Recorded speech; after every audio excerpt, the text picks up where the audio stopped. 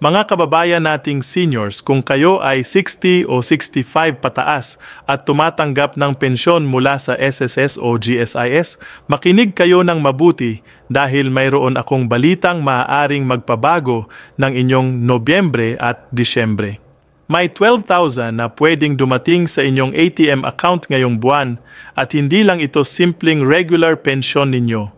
Ito ay kombinasyon ng inyong monthly pension, 13th month pay, at posibleng dagdag na benepisyo na maraming seniors ang hindi alam na karapat-dapat silang tanggapin.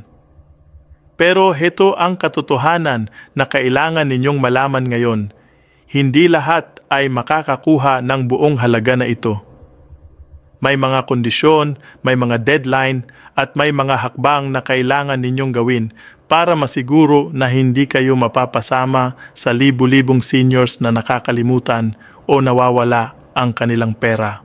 Sa nakaraang taon, mahigit 50,000 senior pensioners ang hindi nakuha ang kanilang karampatang bayad dahil sa outdated na bank information, expired ATM cards, o simpleng hindi nila alam na may ganito palang programa.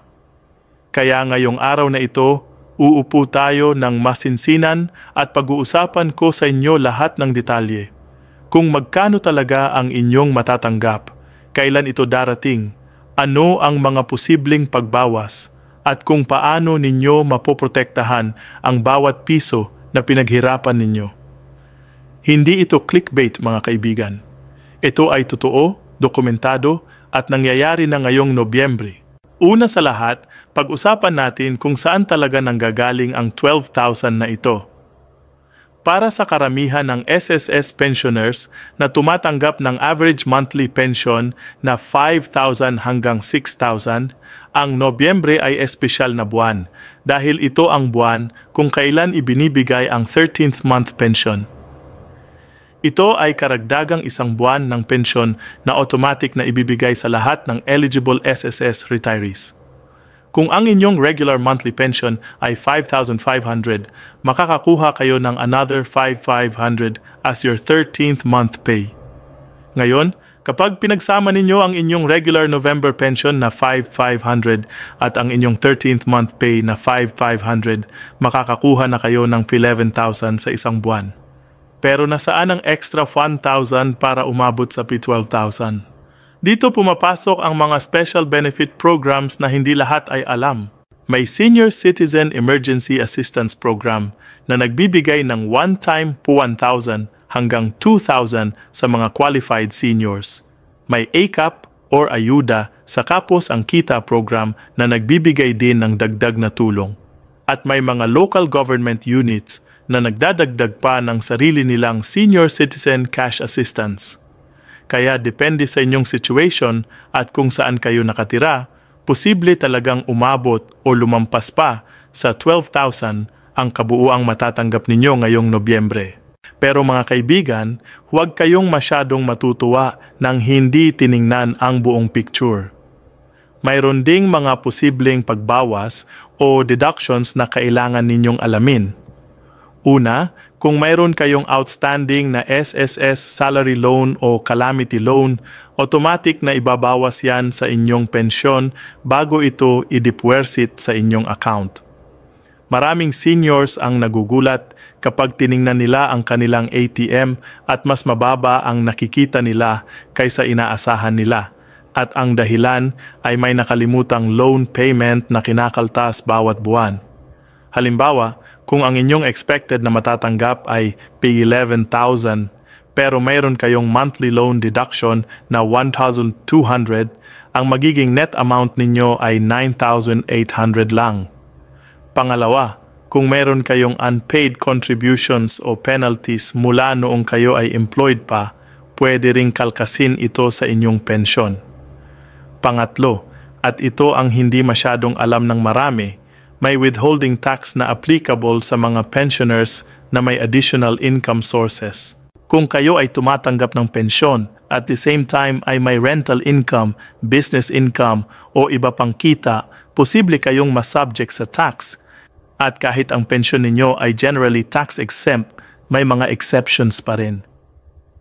Kaya ang best advice ko sa inyo, Kung hindi ninyo maintindihan kung bakit mas mababa ang natanggap ninyo kaysa inaasahan, pumunta kayo sa pinakamalapit na SSS branch o GSS office at hilingin ninyo ang detailed statement of account ninyo para makita ninyo ang eksaktong breakdown.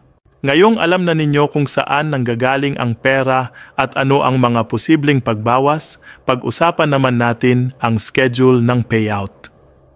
Para sa SSS pensioners, ang regular monthly pension ay nakakalat ang payout mula first week hanggang third week ng bawat buwan, depende sa last digit ng inyong SSS number.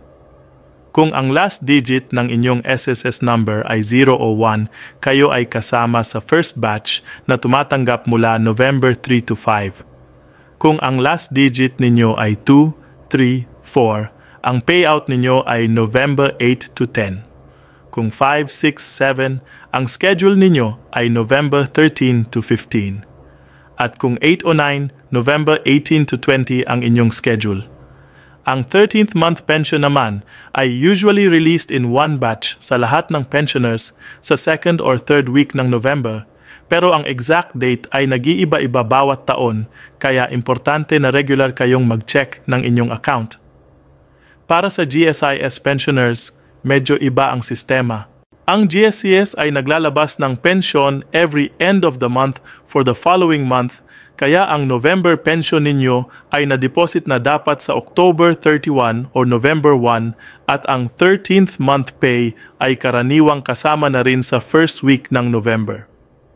Ang importante dito mga kaibigan ay huwag kayong maghihintay na lang.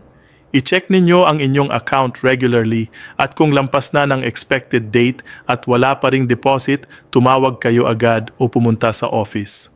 Gusto ko ring i-share sa inyo ang mga practical na tips kung paano ninyo mapoprotektahan at mapapahusay pa ang inyong pension benefits. Una, siguraduhin ninyong updated ang inyong contact information sa SSS o GSIS. Kung nagpalit kayo ng address, phone number, o kahit email address, i-update ninyo yan dahil dyan magpapadala ang SSS ng mga importante announcement at forms. Pangalawa, kung ang inyong ATM card ay malapit ng mag-expire o expired na, mag-apply kayo ng replacement card immediately. Maraming seniors ang nakakaranas ng delay sa kanilang pension dahil expired na ang card nila at kailangan pang mag-apply ng bago, at ang proseso na yan ay tumatagal ng 2 to 3 weeks. Pangatlo, kung posible, mag-enroll kayo sa online services ng SSS o GSIS. Kahit simpleng pag-register lang para makita ninyo online ang inyong account, malaking tulong na yan para ma-monitor ninyo ang inyong pensyon at makita ninyo kung may mga kulang o problema. Pang-apat, kung mayroon kayong outstanding na loans, tingnan ninyo kung pwede ninyong i-full pay na para hindi nakakainin ang inyong pensyon bawat buwan. Minsan, mas sulit pa na mangutang sa kamag-anak o gumamit ng small emergency fund para bayaran ang loan ng buo kaysa month after month ay kinakaltas at lumalaki pa ang interest. Mayroon din akong special advice para sa mga seniors na may multiple sources of income o may extra money na gustong i-invest o i-maximize. Kung ang inyong pensyon ay sapat na para sa inyong daily expenses at mayroon kayong extra, consider ninyo ang pag-invest sa time deposit o money market fund. Ang SSS mismo ay may peso fund na pwedeng investment vehicle para sa members at maraming bangko ay nag-aalok ng special senior citizen deposit rates na mas mataas ang interest. Pero ang number one rule dito mga kaibigan ay huwag kayong pupunta sa mga investment schemes na nangangako ng unrealistic returns. Kung may nag-aalok sa inyo ng doble o tripla ng inyong pera sa loob ng ilang buwan lang, tumakbo kayo dahil scam yan.